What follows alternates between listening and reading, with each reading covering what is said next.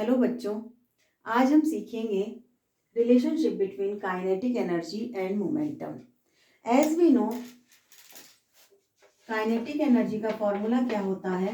Half m v square.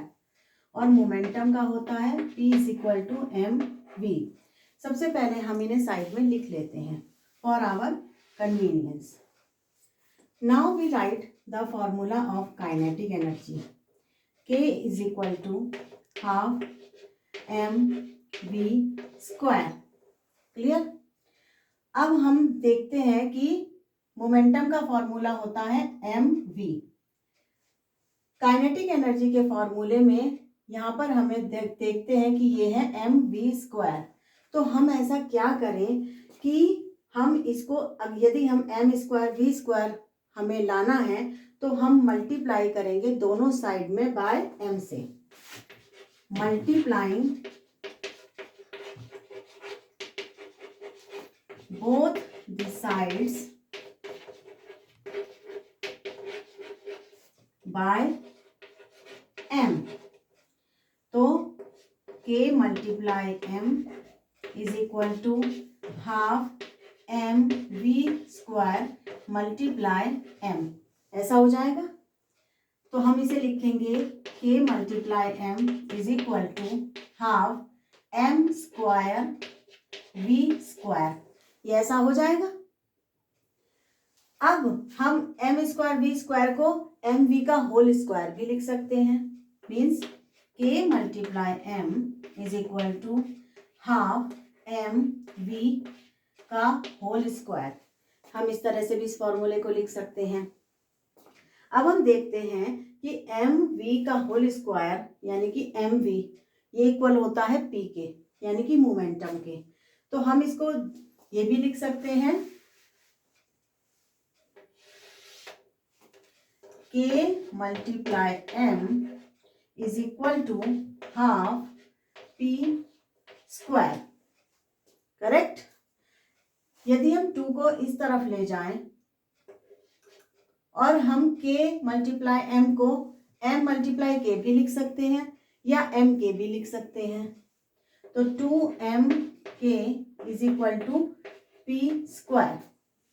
This is the derivation of relationship between kinetic energy and momentum.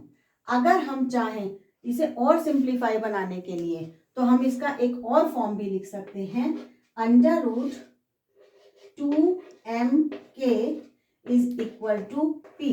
But for convenience numericals में हम इसी फॉर्मूले को use करते हैं। तो ये हमने देखा relationship between kinetic energy and momentum. बच्चों, एक क्वेश्चन है, what will happen to the kinetic energy if the momentum is doubled? क्या होगा यदि हम मोमेंटम को डबल कर दें तो काइनेटिक एनर्जी क्या हो जाएगी हमारी? तो हमने जस्ट अभी ये फॉर्मूला डिराइव करा है 2mk is equal to p square. हम इसी फॉर्मूले से k निकालेंगे। k क्या हो जाएगी? P square upon 2m।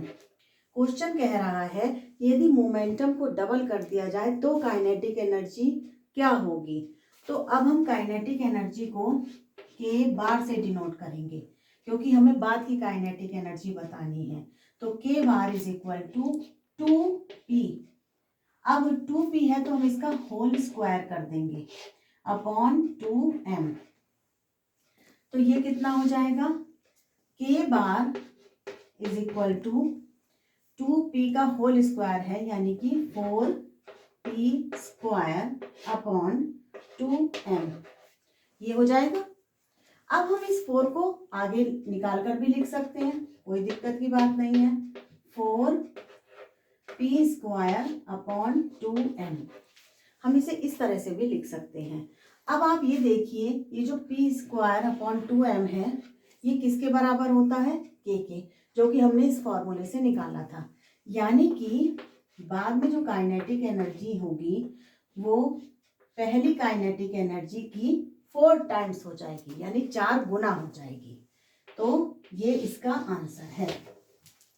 That's it for today. Thank you.